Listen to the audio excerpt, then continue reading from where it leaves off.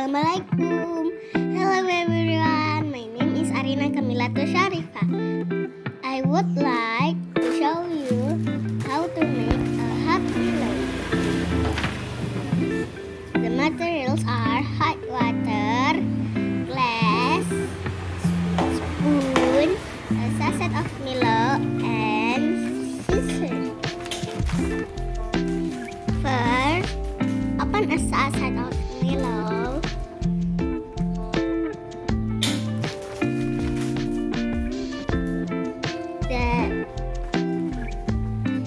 Then put it into the glass.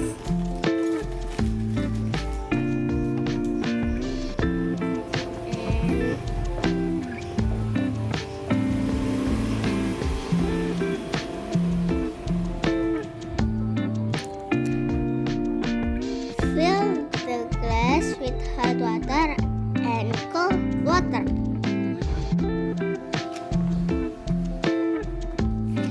Then stir until Milo is dissolved.